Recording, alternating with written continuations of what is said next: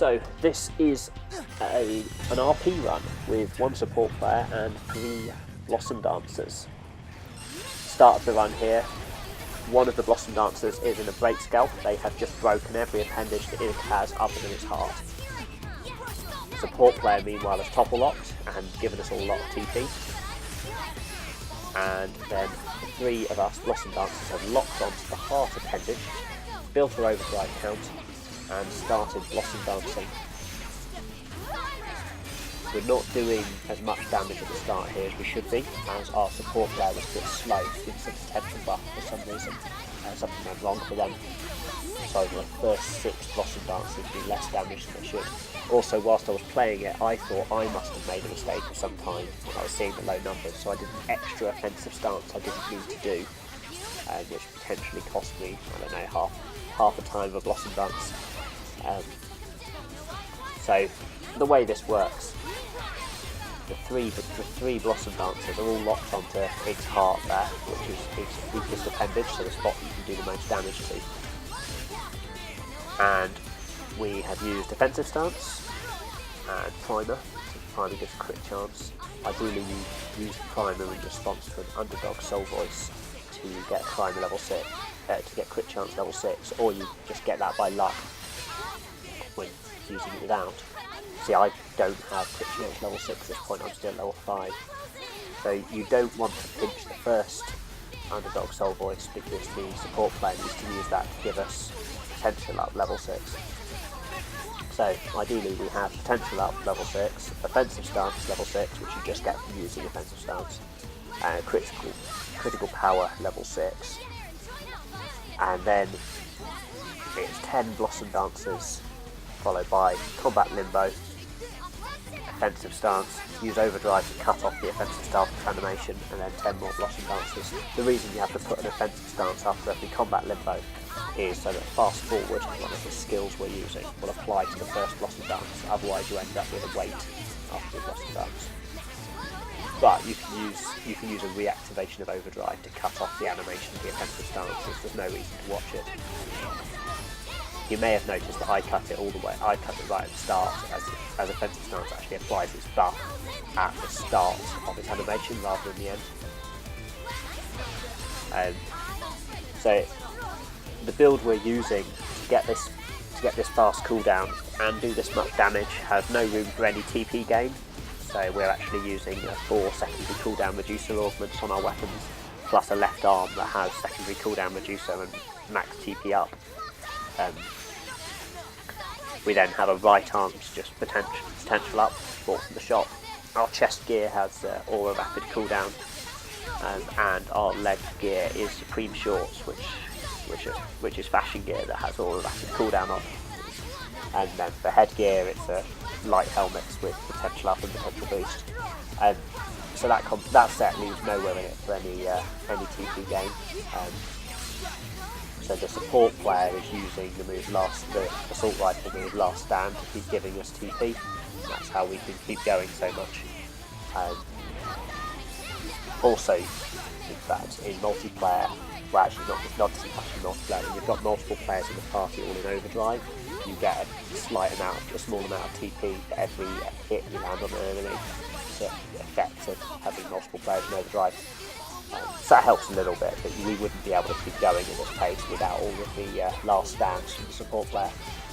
The support player is also obviously keeping IG topple locked so that we don't have to worry with keeping ourselves alive.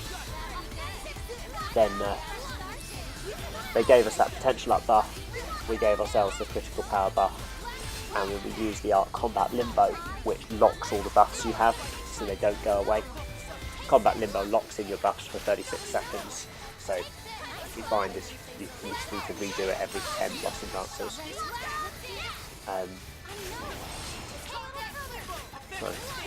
Other things that happen, so as well as using topple, the player also uses stun, which sustains the topple and increases the damage we're doing slightly.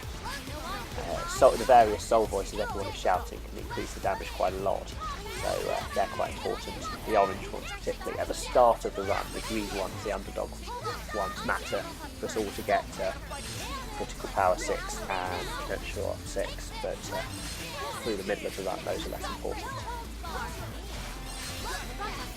Right at the start of the run, breaking the appendages was very important because having all of the appendages broken gives about a 60% additive boost to damage, a bit more than if we just all equipped an Ether Attack plus Augment, which we don't have any space to equip, but so that's a little bonus that we get, plus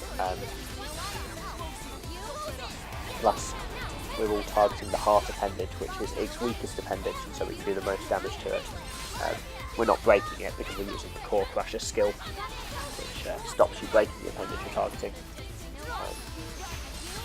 So as well as the secondary cooldown reducers I mentioned, we all have one appendage crusher augment, which is all you need because that the heart is already a -4 toughness, and the appendage crusher takes it down to -5, and -5 is the limit.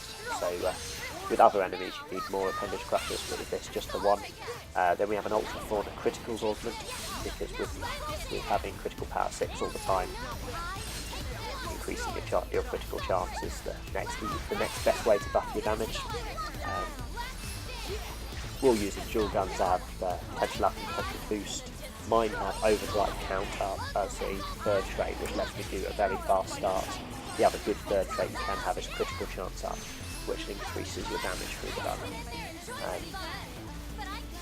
I personally prefer overdrive count up, but as long as you have critical chance up as a second trait on your sword.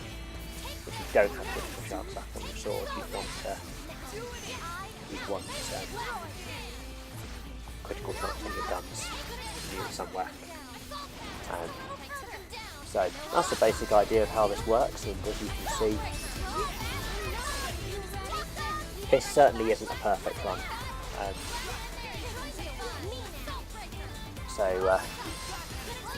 I think I could have done 1 or 2 more Blossom Dances in this. If I counted them earlier, I did 109 here, which is pretty good, but I think I can do better.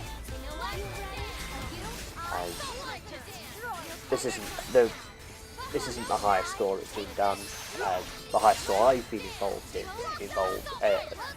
2 Gatling gun users. Well, it's the same team, but Miiaah and Episteme were using Gatling guns. Jenna was toppling, and I was Blossom Dancing. That was 33,800. There's a higher score of 34,000 that's been done with 3 Gatling guns. And I'd personally like to see a new record using Blossom Dance rather than Gatling gun, or using maybe 2 Gatling gun and 1 Blossom Dance. But hasn't been done yet. I'm working on how to do it. But yeah, this was a run where several things went wrong. The late potential buff at the start, and as I said, I could have fit 1 or 2 more Blossom Dancers in if I'd done it right. But just a couple of times I was a bit dopey. So we got 31,900, which better can be done, as I said. And I'd like to see a 34 or even a 35. I think a 35 is achievable, but we're not there yet. Anyway, thanks for watching. Hope you enjoyed this. Let me know if you find it interesting.